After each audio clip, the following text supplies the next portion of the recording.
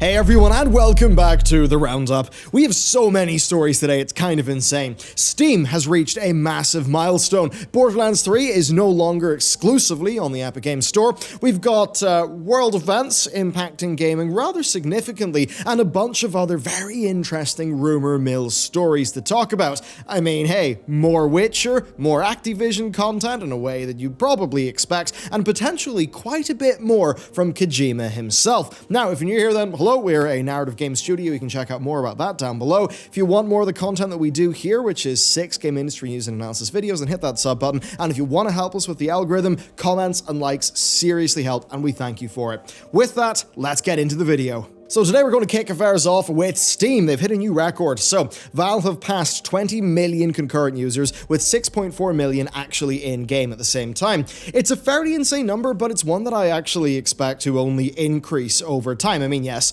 more gamers are appearing, but also measures are kicking in, especially say in Europe, that will see millions of people stuck at home. And in a way, it's now our industry's time to shine, with game content, being there to actually help people just through that, the psychological stresses of isolation and all that will be going on. Now, going back to Steam, it was also good news, particularly for CSGO, which had over 1 million concurrent players, which again is pretty insane, and that's a game that's not changed that much over the years, so it's incredible to see Counter-Strike, just that formula, go from strength to strength, and certainly player count-wise, I mean, hey, we can all see what Riot are shooting for with Valorant on that one. Overall with this one, there's not that much analysis to do. I mean, it makes sense. People are stuck at home. Of course, they're going to be on Steam. I imagine that there'll be a brief period of time, assuming measures don't last for a very, very long period of time, where some companies will actually maybe see better numbers in terms of user engagement, user spend, because, hey, what the hell else will their users have to do? Anyway, with that covered, let's move on. Also in Steam-related news, Borderlands 3 was on the Epic Games Store as a 6-month timed exclusive. It launched at a decently high price with bugs and issues, some of which are now fixed. But of course, 6 months passed, and now Borderlands 3 has launched on Steam with a 50% off sale. It seems to be actually selling pretty decently. It's got 93k concurrents after its launch, and that does all make sense. I mean, a lot of people did hold off, and 50% is quite a strong launch discount. Now, that reception is 74% positive right now. Some of the negativity is because of the game and the bugs.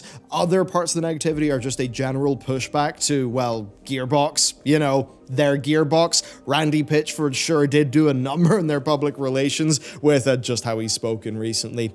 Now, for me in this story, what's interesting is really that those who waited, I mean, they got a better game at a lower price. And this really does continue to make that strong case for being a patient gamer. I'd say especially with the AAA games that often seem to have these overpriced, sort of under-delivering launches. Anyway, next, let's move on. So E3 was cancelled last week, as we covered, but the ESA have said they're still planning something online. Not that they're going to need to, because as it's becoming abundantly clear, the ESA basically weren't really needed in the first place. Xbox head Phil Spencer took to Twitter to confirm that they'd be doing an Xbox digital event. Nintendo have pretty much always been knocking it out of the park with their directs anyway, so they'll be fine. And of course, Sony had already dropped out. Devolver Digital are also going online, and Squeenix have said that they're going to have a showcase online event as well. To be honest, that's all rather unsurprising, right? What those companies are doing, and I think for me, it's just going to show that really, E3 was never really needed. Now, also for the same and currently unmentionable on YouTube reasons, esports has experienced quite a bit of upheaval. The COD League, CSGO, Overwatch League, and LoL esports are all cancelling in-person events and making that shift over to digital.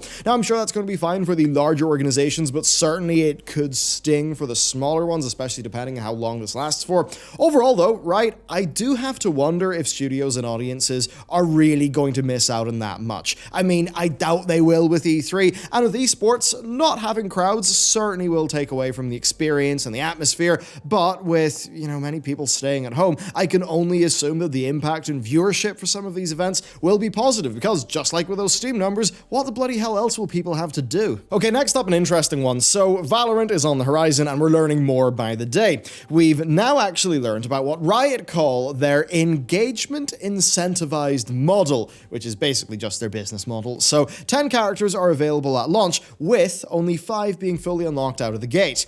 Unlocking characters is going to be done through Riot's engagement model, which, I mean, again, it just all sounds like it's marketing speak for a battle pass, because that engagement model does progress the battle pass. Basically, players can unlock characters by playing the game, or they can choose to purchase the desired content as a shortcut.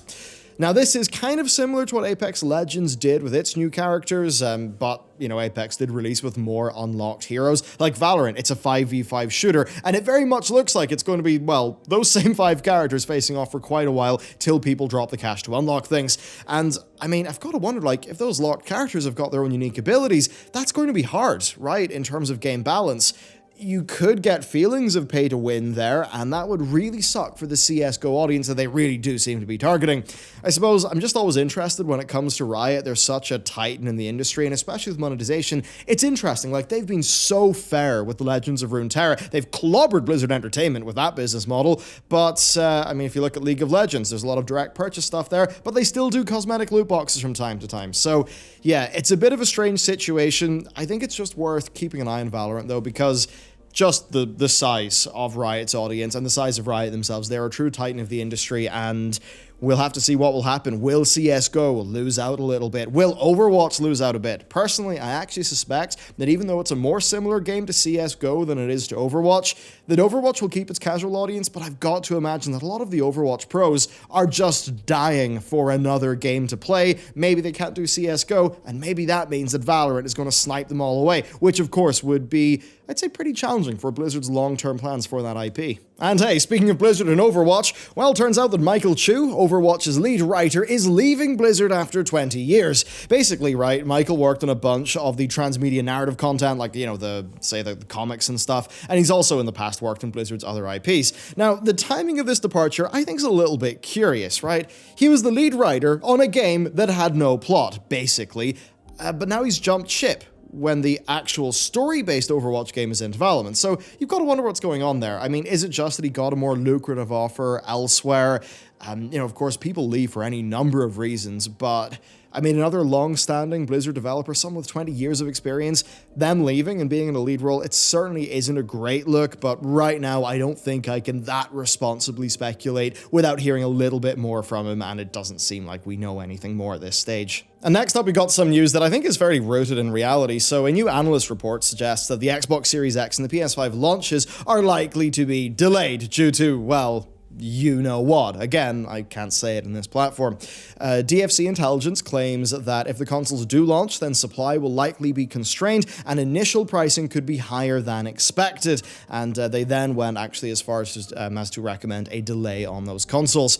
Now, that being said, in recent Xbox news, our coverage of which is on the channel right now, you can check it out. I mean, that does suggest that they're rolling on ahead as intended.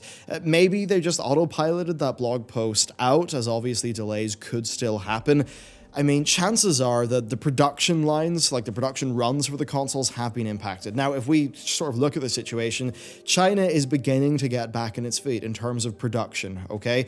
But the next problem is going to be the state of the other countries. I mean, I've heard more than a few times that we could be in this pretty hardcore for 3 to 4 months in terms of lockdowns. So I've got to imagine that with that, logistics networks will struggle, you know, retailers will struggle, and basically, who knows where we'll be next autumn or winter. It's hard to say right now, so certainly this console gen is just going to be releasing into a complete market of uncertainty. Okay, let's move on from the grim stuff. We've got some good news. CD Projekt Red will be beginning work on the new Witcher game once Cyberpunk 2077 releases. Now, over on the logistics front, once Cyberpunk releases, CDPR will reportedly split into 3 teams, with 2 larger ones working on DLC and multiplayer, while a smaller third team gets to work on the pre-production for the new Witcher project. So overall, sounds good. That's a studio that does pump out pretty darn fantastic content. Okay, next up, trusted sources point to a return for the Silent Hill series, right? With 2 new games reportedly being in the works. Sony, apparently, are the driving force behind this revival of that series, and I guess that would mean possibly as a PS5 exclusive. It certainly would make sense. Now, 3 veterans of the franchise are returning to oversee a soft reboot, and some sources are actually claiming that that game has been in development for about a year. So, I suppose expect it, well, maybe 2 years down the line. Now, the The other project is maybe a return to Silent Hills. Sony reportedly are working to patch up the relationship between Kojima Productions and Konami, which is a funny thing to hear, isn't it? The story goes here that Sony basically pitched the game to Kojima with an offer of full creative freedom. Now, even going past that, the rumor actually goes far enough to suggest that Sony want to purchase Silent Hill, Castlevania, and Metal Gear from Konami, and that Hideo Kojima will be back in charge of Silent Hill and Metal Gear, while the E3 darling Ikumi Nakamura, who we all remember from a pretty charming E3 performance, could be involved with Silent Hill. And then also Norman Reedus is in talks to do other stuff with Kojima. So hey, the bromance continues. It's a big reach, I think, but if Sony, they did oversee the PS4 port of Castlevania, Requiem, Symphony of the Night, and a few other things, so it is possible that Sony care more about those franchises than Konami and think they can make more out of them. I mean, it wouldn't be difficult at this stage, but still, just because Konami aren't using their IPs effectively doesn't mean Sony can have them. And in terms of effective IP use, I mean, for actual video games, Konami ain't doing it, but they do have their pachinko parlors and things like that, so yeah, it's an interesting set of rumors. I dearly hope that those rumors are true. I think it would be better for the quality of the games. Konami basically can't be trusted. But yeah, right now, it's just rumor. And while we're on that, well, prolific Twitter leaker, the Gaming Revolution, has let slip a few details on upcoming projects from Activision. Activision really must hate that guy at this point. Now, Crash Bandicoot: The Wrath of Cortex Remastered is believed to be the next big game in Activision's launch schedule, and it apparently will be joined by the likes of Tony Hawk Pro Skater Remastered and a new free-to-play Call of Duty title for the console, PC, and mobile. These rumors certainly do sound like they could be wish fulfillment, but the source is actually fairly reliable, and I think they all do make sense as projects to make. It's also a very Activision lineup, right? It's completely leaning on established IP, it's not that risky, and it probably would do well.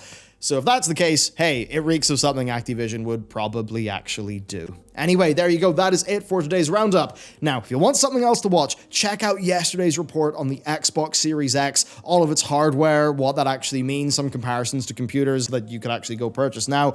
Should be pretty interesting video for you. So you can check that out. Thank you very much for watching this one. If you enjoyed it, hit that like button, and I'll see you next time.